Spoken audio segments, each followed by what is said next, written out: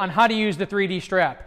In part 1, I'm going to review the 3 most common ways to get into the strap and then demonstrate how that changes how resistance is applied through the body and therefore changes the focus of each exercise.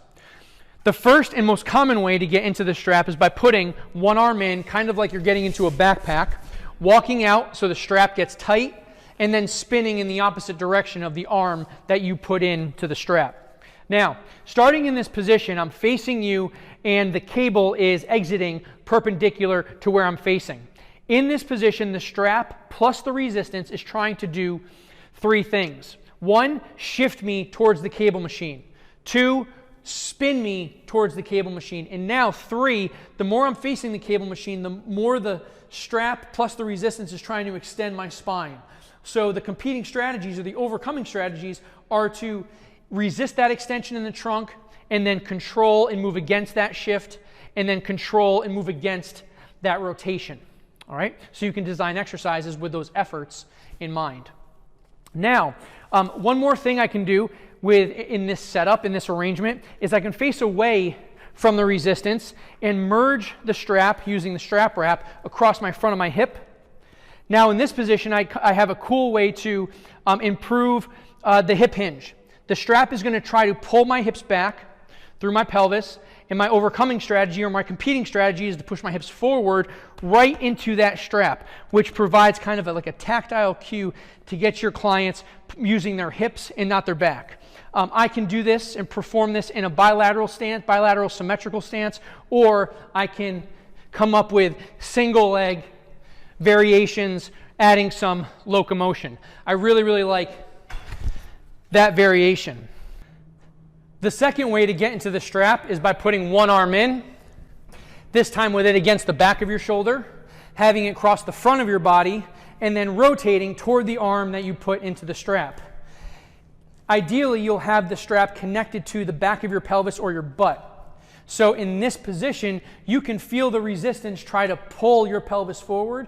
Therefore, you push back with your pelvis, and then you kind of have to get back onto this heel a little bit more. In this setup, I have a cool way to do trunk or core facilitated lower body strength training, lunges, split squats, deceleration. And if I turn away from you, I can create an exercise to work on the lead side's action to rotational power. So if I'm in this universal swing stance, it's not specific to baseball or golf per se, just kind of universal, I can feel that I'm creating rotation by getting pressure into my lead side and pushing the pelvis back against the strap, pulling the cable back toward me, right? Pushing back with that pelvis. This becomes a lead side complement to all of our trail side extension work that we do with other exercises. The third way you're going to get into the strap is going to be used to improve pelvic awareness and control. You're going to start by raising up the resistance slightly compared to the previous 2 setups. You're going to put one leg in and slide the strap wrap up. You're going to walk out, keep the strap high around the thigh, and spin in the opposite direction of the leg that you put into the strap. You're going to keep the fabric merged against your back pocket and your side pocket. In this position, the strap is going to try to shift you towards the cable, going to try to spin you towards the cable, and in an absence of a stacked trunk or engaged core, it's also going to try to extend you. So you have to resist against that extension. You got to control and move against that lateral pull, and you got to control and move against that rotational pull. So you can design or coach exercises with those efforts and load vectors in mind. Those are the 3 ways to get into the 3D strap. Strap over the front of the hip. Going to start in this symmetrical bilateral stance. I'm going to let the strap win and pull my hips back. Then I'm going to stand up by pushing my hips into the strap, firing my glute. Okay? Hips back, let the strap win, form a deep crease.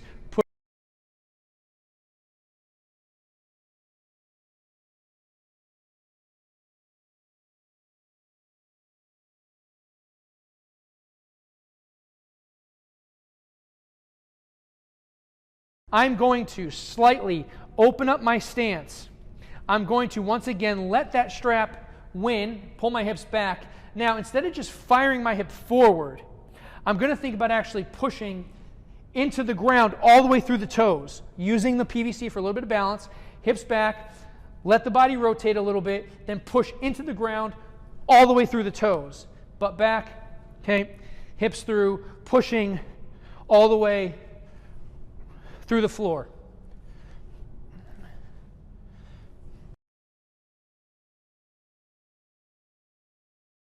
We're going to start by adding a little bit of a step back, okay, forming a deep crease in this hip, okay, then adding a step up to some form of box, which is going to encourage full extension, exhaustion out of this leg, hip, knee, okay, and ankle. Hopefully, you would see why we need to kind of start and install a good hinging pattern before we move to this single leg triple extension variation. The next series of exercises challenge movement and control side to side. I'm going to start by getting into the strap, in and spin. Going to end up in an athletic position. Going to bend my knees, bend my hips. Going to start with my feet pretty close together. Going to lift this lead leg, take a very controlled step or bound away from the resistance. Now going to lift this inside leg and take a very controlled step or bound back toward the resistance.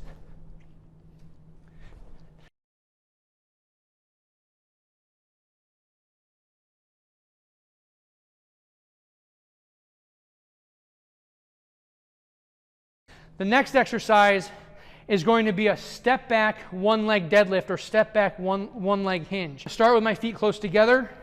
I'm going to take a step back and actually get that foot into the ground like a kickstand. I'm going to tip over, hopefully mostly at the hips. Then I'm going to stand back up, returning to my standing position.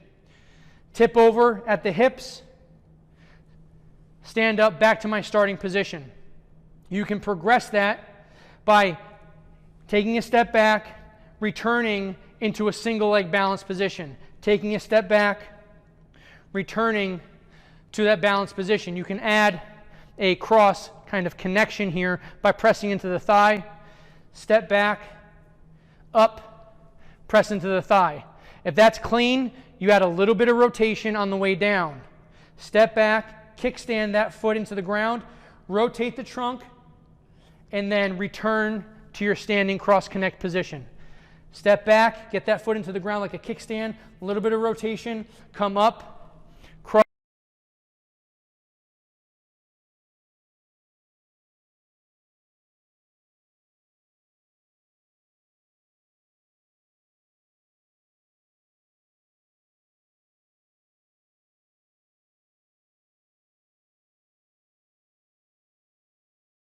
Cross connection, and you're really going to feel that in the glutes. Now, that exercise can certainly mature to an unsupported version where you are on one leg and you are performing an unsupported single leg deadlift pattern.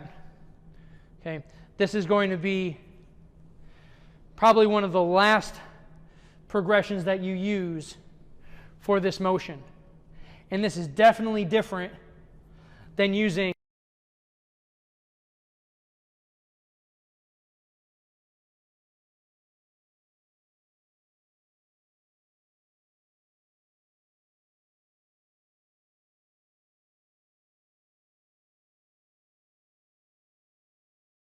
my first version of the pivot is just going to be a tall pivot, especially when I'm introducing this to like a general population client who's just a golfer who might be rehabbing from an injury. I'm going to start tall. I'm going to keep the nose still. I'm going to have them let the strap win, and I'm going to ask them to return back to their starting position. And I want them to return to their starting position by feeling as though they're using their abs to get there.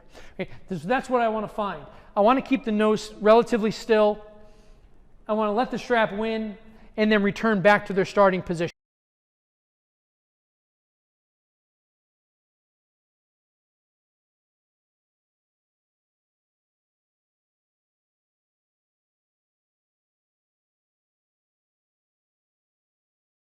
You can begin to add a little bit of a squat. So they're going to sit and then stand as they combine the same intent of the tall pivot.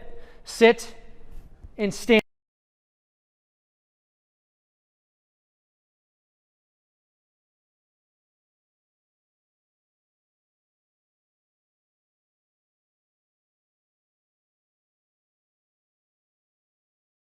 From there, you can stagger the stance and make this more of a single leg exercise, which will free up the motion a little bit. That's what you'll find. Nose still stays quiet. I get short, I get tall.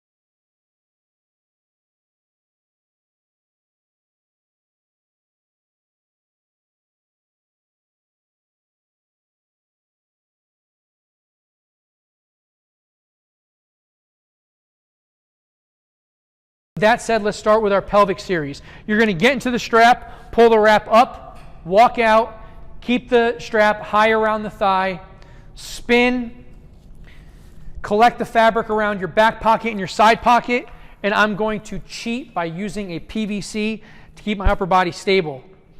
This is of warm-up intensity. You're not going for heavy load, you're not going for high speed or high reps. Just trying to explore and warm up. Trying to improve or investigate if your body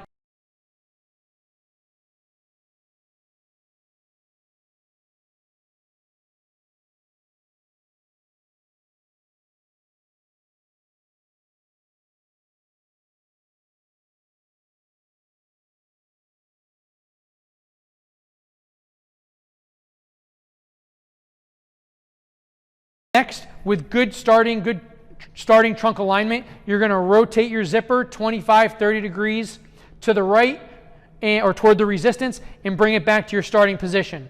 Trying to dissociate somewhat from the upper body. You are not trying to max out range of motion. Okay? Just let the strap win about 20 degrees toward the resistance, bring it back. Let the strap win 20 to 30 degrees towards the resistance,